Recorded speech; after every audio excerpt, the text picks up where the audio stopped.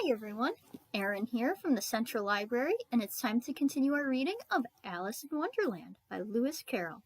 When we last left off, Alice was playing croquet with the Queen, and they had just gone to get the Duchess from prison. So, if everyone is ready and sitting comfortably, let's read on. Chapter 9, The Mock Turtle Story. "You can't think how glad I am to see you again, you dear old thing," said the Duchess, as she tucked her arm affectionately into Alice's, and they walked off together. Alice was very glad to find her in such a pleasant temper, and thought to herself that perhaps it was only the pepper that had made her so savage when they met in the kitchen. "When I'm a Duchess," she said to herself, not in a very hopeful tone though, "I won't have any pepper in my kitchen at all. Soup does very well without. Maybe it's always pepper that makes people hot-tempered," she went on, very much pleased at having found out a new kind of rule. "And vinegar that makes them sour, and chamomile that makes them bitter, and barley sugar and such things that make children sweet-tempered.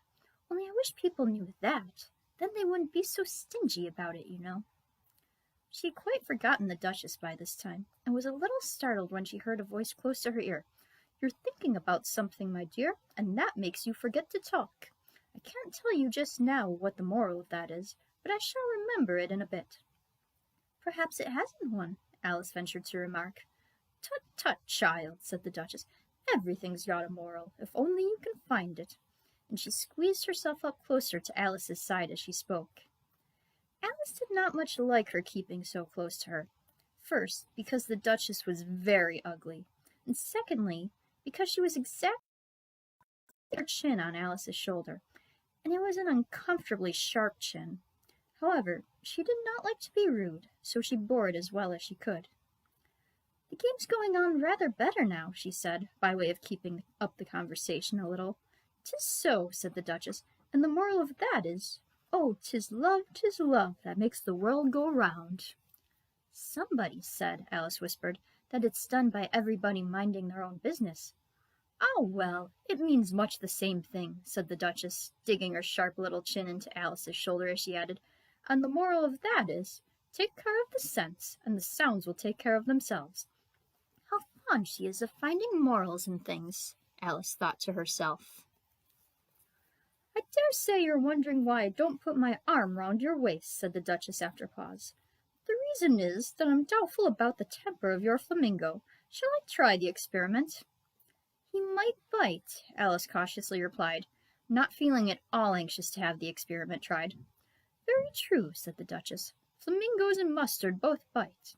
And the moral of that is, birds of a feather flock together." "Only mustard isn't a bird," Alice remarked. "Right, as usual," said the Duchess. "What a clear way you have of putting things." "It's a mineral, I think," said Alice. "Of course it is," said the Duchess, who seemed ready to agree with everything that Alice said. "There's a large mustard mine near here, and the moral of that is, the more there is of mine, the less there is of yours." "Oh, I know," exclaimed Alice, who had not attended to this last remark. "It's a vegetable. It doesn't look like one, but it is." "I quite agree with you," said the Duchess. "And the moral of that is, be what you would seem to be.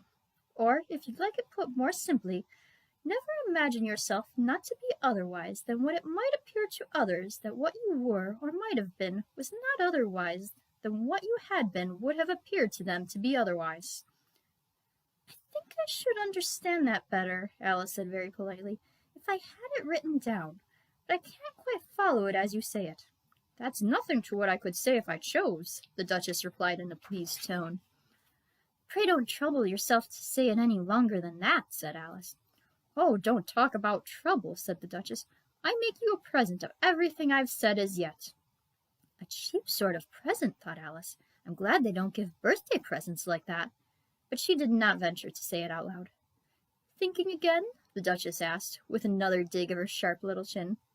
"I've a right to think," said Alice sharply, for she was beginning to feel a little worried. "Just about as much right," said the Duchess, "as pigs have to fly, and the But here, to Alice's great surprise, the Duchess's voice died away, even in the middle of her favorite word, moral, and the arm that was linked into hers began to tremble. Alice looked up, and there stood the Queen in front of them, with her arms folded, frowning like a thunderstorm. "A fine day, your Majesty," the Duchess began in a low, weak voice. "Now I give you fair warning," shouted the Queen, stamping on the ground as she spoke. "Either you or your head must be off, and that in about half no time. Take your choice." The Duchess took her choice and was gone in a moment. "Let's go on with the game," the Queen said to Alice. Alice was too much frightened to say a word, but slowly followed her back to the croquet ground. The other guests had taken advantage of the Queen's absence, and were resting in the shade. However, the moment they saw her, they hurried back to the game, the Queen merely remarking that a moment's delay would cost them their lives.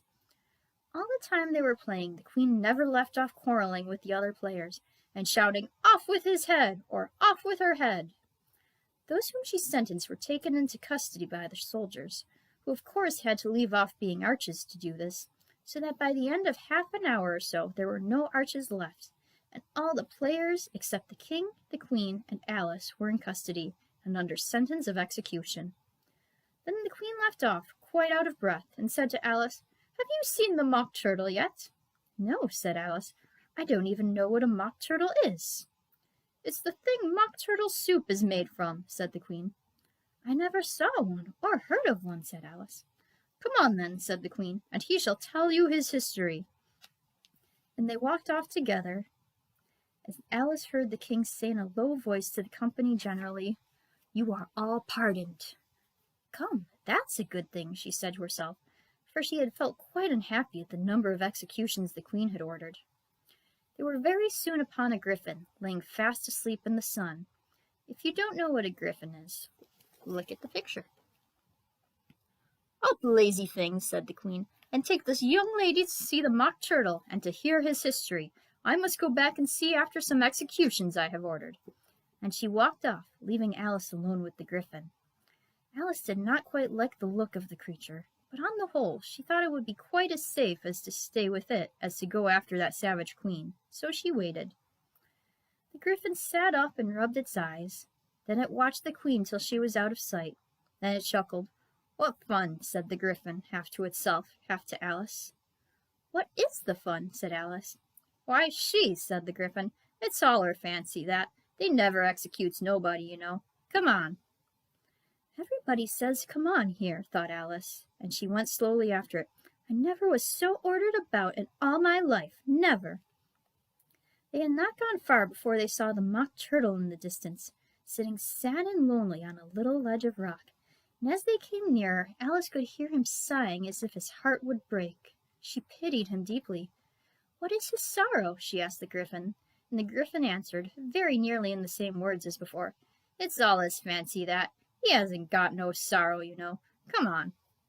So they went up to the Mock Turtle, who looked at them with large eyes full of tears, but said nothing. "This here young lady," said the griffin, "she wants fur to know your history, she do." "I'll tell it her," said the Mock Turtle in a deep, hollow tone. "Sit down, both of you, and don't speak a word till I've finished."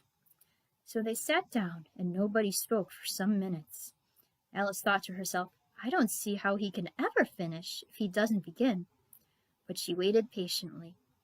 "Once," said the Mock Turtle at last, with a deep sigh, "I was a real turtle." These words were followed by a very long silence, broken only by an occasional exclamation of "Crunch" from the griffin, and the constant heavy sobbing of the Mock Turtle. Alice was very nearly getting up and saying, "Thank you, sir, for your interesting story," but she could not help thinking there must be more to come, so she sat still and said nothing. "When we were little," the Mock Turtle went on at last, more calmly, though still sobbing a little now and then, "we went to school in the sea. The master was an old turtle. We used to call him Tortoise." "Why did you call him Tortoise, if he wasn't one?" Alice asked. "We called him Tortoise because he taught us," said the Mock Turtle angrily. "Really, you are very dull." "You ought to be ashamed of yourself for asking such a simple question," added the griffin, and then they both sat silent and looked at poor Alice, who felt ready to sink into the earth. At last the griffin said to the Mock Turtle, "Drive on, old fellow, don't be all day about it," and he went on in these words. "Yes, we went to school in the sea. though you mayn't believe it." "I never said I didn't," interrupted Alice. "You did," said the Mock Turtle. "Hold your tongue," added the Gryphon, before Alice could speak again. The Mock Turtle went on. "We had the best of educations. In fact, we went to school every day." "I've been to day school too," said Alice. "You needn't be so proud as all that." "With extras?" asked the Mock Turtle a little anxiously. "Yes," said Alice. "We learned French and music." "And washing?" said the Mock Turtle. "Certainly not," said Alice indignantly. "Ah, then yours wasn't a really good school," said the Mock Turtle in a tone of great relief. "Now at ours they had at the end of the bill, French, music, and washing, extra." "You couldn't have wanted it much," said Alice, "living at the bottom of the sea." "I couldn't afford to learn it," said the Mock Turtle with a sigh. "I only took the regular course." "What was that?" inquired Alice. "Reeling and writhing, of course, to begin with," the Mock Turtle replied, "and then the different branches of arithmetic: ambition, distraction, uglification, and derision." "I never heard of uglification," Alice ventured to say. "What is it?" The Gryphon lifted up both its paws in surprise. "Never heard of uglifying!" it exclaimed. "You know what to beautify is, I suppose." "Yes," said Alice doubtfully. "It means to make anything prettier." "Well then," the Gryphon went on, "if you don't know what to uglify is, you are a simpleton." Alice did not feel encouraged to ask any more questions about it, so she turned to the Mock Turtle and said, "What else had you to learn?" "Well, there was mystery," the Mock Turtle replied, counting off the subject on his flappers. "Mystery, ancient and modern, with geography. Then drawing. The drawing master was an old conger eel that used to come once a week. He taught us drawing, stretching, and fainting in coils." "What was that like?" said Alice. "Well, I can't show it to you myself," the Mock Turtle said. "I'm too stiff, and the Gryphon never learned it." "And time," said the Gryphon. "I went on to the classical master, though. He was an old crab, he was." "I never went to him," the Mock Turtle said with a sigh. "He taught laughing and grief, they used to say." So he did," said the Gryphon, sighing in his turn, and both creatures hid their faces in their paws. "And how many hours a day did you do lessons?" said Alice, in a hurry to change the subject. 10 hours the first day," said the Mock Turtle, 9 the next, and so on."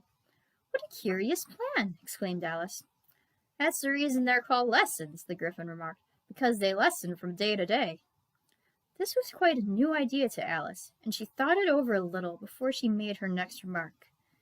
"Then the 11th day must have been a holiday." "Of course it was," said the Mock Turtle. "And how did you manage on the 12th?" Alice went on eagerly. "That's enough about lessons," the Gryphon interrupted in a very decided tone. "Tell her something about the games now."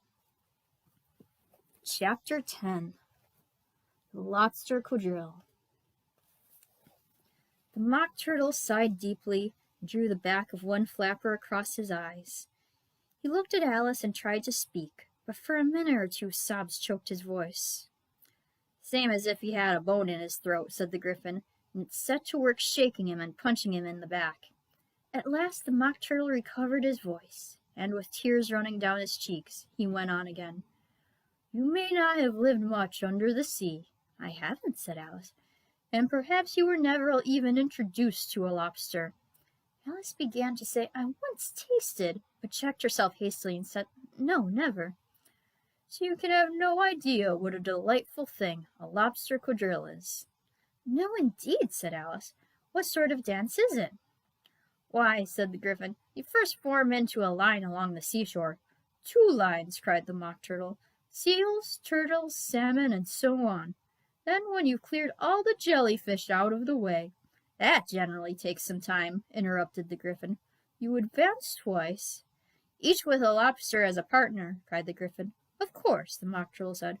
"Advance twice, set to partners, change lobsters, and retire in same order," continued the Gryphon. "Then, you know," the Mock Turtle went on, "you throw the—" "The lobsters!" shouted the Gryphon, with a bound into the air. "As far out to sea as you can." "Swim after them!" screamed the Gryphon. "Turn a somersault in the sea!" cried the Mock Turtle, capering wildly about. Change lobsters again, yelled the Gryphon at the top of his voice. Back to land again, and that's all the first figure, said the Mock Turtle, suddenly dropping his voice. And the two creatures, who had been jumping about like mad things all this time, sat down again very sadly and quietly, and looked at Alice. It must be a very pretty dance, said Alice timidly. Would you like to see a little of it? Said the Mock Turtle. Very much indeed, said Alice. Come, let's try the first figure, said the Mock Turtle to the Gryphon. We can do it without lobsters, you know. Which shall sing? Oh, you sing, said the Gryphon. I've forgotten the words. So they began solemnly dancing round and round Alice, every now and then treading on her toes when they passed too close, and waving their forepaws to mark the time, while the Mock Turtle sang this, very slowly and sadly. Will you walk a little faster, said a whiting to a snail. There's a porpoise close behind us, and he's treading on my tail. See how eagerly the lobsters and the turtles all advance. They are waiting on the shingle. Will you come and join the dance? Will you, won't you, will you join the dance? Will you, won't you join the dance? You can really have no notion how delightful it will be when they take us up and throw us with the lobsters out to sea. But the snail replied, too far, and gave a look askance. Said he thanked the whiting kindly, but he would not join the dance. Would not, could not join the dance. Would not, could not join the dance. What matters it how far we go, his scaly friend replied. There is another shore, you know, upon the other side. The farther off from England, the nearer is to France. Then turn not pale, beloved snail, but come and join the dance. Will you, won't you join the dance? Will you, won't you join the dance? Thank you. It's a very interesting dance to watch, said Alice, feeling very glad that it was over at last. And I do so like that curious song about the whiting. Oh, as to the whiting, said the Mock Turtle, you've seen them, of course?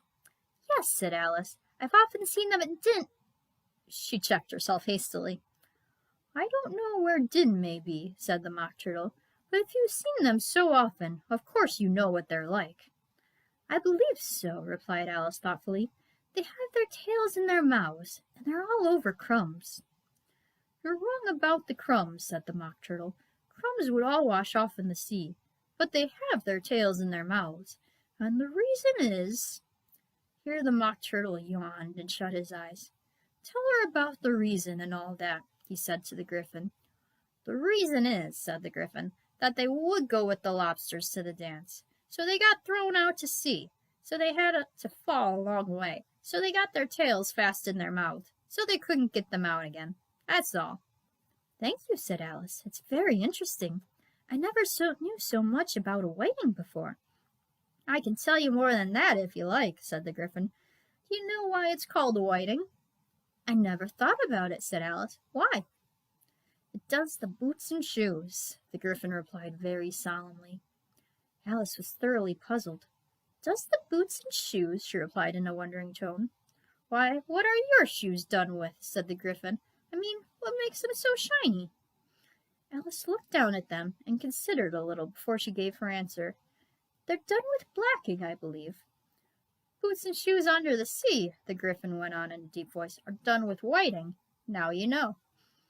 And what are they made of? Alice asked in a tone of great curiosity. Soles and eels, of course, the Gryphon replied rather impatiently. Any shrimp could have told you that.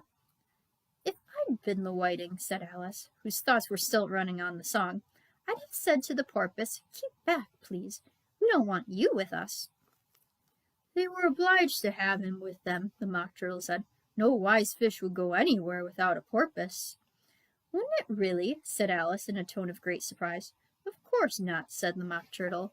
Why, if a fish came to me and told me he was going on a journey, I should say, with what porpoise? Don't you mean purpose? Said Alice. I mean what I say, the Mock Turtle replied in an offended tone. And the Gryphon added, Come, let's hear some of your adventures. I could tell you my adventures, beginning from this morning, said Alice a little timidly, but it's no use going back to yesterday, because I was a different person then. Explain all that, said the Mock Turtle. No, the adventures first, said the Gryphon in an impatient tone. Explanations take a dreadful time. So Alice began telling them her adventures from the time when she first saw the White Rabbit. She was a little nervous about it just at first. The two creatures got so close to her, one on each side, and opened their eyes and mouths so very wide. But she gained courage as she went on. Her listeners were perfectly quiet till she got to the part about her repeating, "You are old, Father William," to the caterpillar, and the words all coming different. And then the Mock Turtle drew a long breath and said, "That's very curious." "It's all about as curious as it can be," said the Gryphon. "It all came different," the Mock Turtle repeated thoughtfully. "I should like to hear her try and repeat something now. Tell her to begin." He looked at the Gryphon, as if he thought it had some kind of authority over Alice. "Stand up and repeat, 'Tis the voice of the Sluggard,'" said the Gryphon. How the creatures order one about and make one repeat lessons, thought Alice. I might just as well be at school at once. However, she got up and began to repeat it, but her head was so full of the Lobster Quadrille that she hardly knew what she was saying, and the words came very queer indeed. "'Tis the voice of the lobster," I heard him declare. "You have baked me too brown, I must sugar my hair. As a duck with its eyelids, so he with his nose trims his belt and his button, and turns out his toes. When the sands are all dry, he is gay as a lark, and will talk in contemptuous tones of the shark. But when the tide rises and sharks are around, his voice has a timid and tremulous sound." "That's different from what I used to say when I was a child," said the Gryphon. "Well, I never heard it before," said the Mock Turtle, "but it sounds uncommon nonsense." Alice said nothing.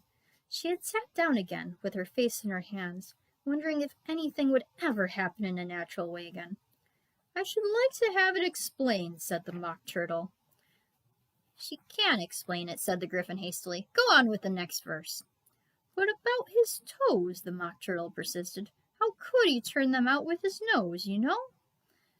"It's the first position in dancing," Alice said. But she was dreadfully puzzled by the whole thing, and longed to change the subject. "Go on with the next verse," the Gryphon repeated impatiently. "It begins, 'I passed by his garden.'" Alice did not dare to disobey, though she felt sure it would all come wrong, and she went on in a trembling voice. "I passed by his garden, and marked with one eye how the owl and panther were sharing the pie. The panther took pie crust and gravy and meat, while the owl had the dish as its share of the treat. When the pie was all finished, the owl, as a boon, was kindly permitted to pocket the spoon, while the panther received knife and fork with a growl, and concluded the banquet by—" "What is the use of repeating all that stuff?" the Mock Turtle interrupted, "if you don't explain it as you go on. It's by far the most confusing thing I ever heard." "Yeah, I think you'd better leave off," said the Gryphon, and Alice was only too glad to do so.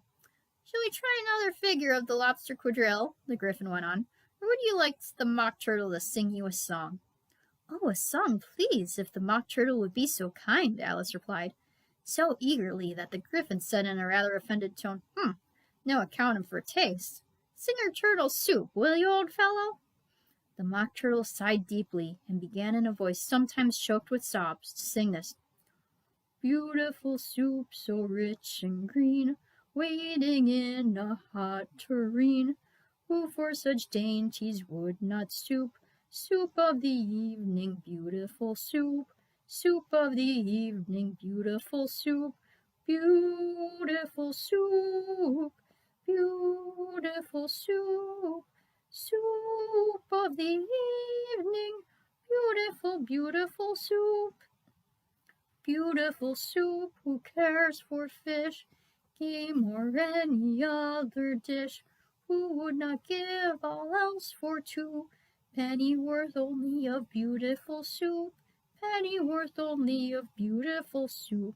Beautiful soup, beautiful soup. Soup of the evening, beautiful, beautiful soup." "Chorus again," cried the Gryphon, and the Mock Turtle had just begun to repeat it, when a cry of "The trial's beginning!" was heard in the distance. "Come on," cried the Gryphon, and taking Alice by the hand, it hurried off without waiting for the end of the song. "What trial is it?" Alice panted as she ran, but the Gryphon only answered, "Come on," and ran the faster, while more and more faintly came, carried on the breezes that followed them, the melancholy words, "Soup of the evening, beautiful, beautiful soup." And that is where we are going to leave off for today. Hope you all enjoyed that. And I will see you all next time. Bye, everyone.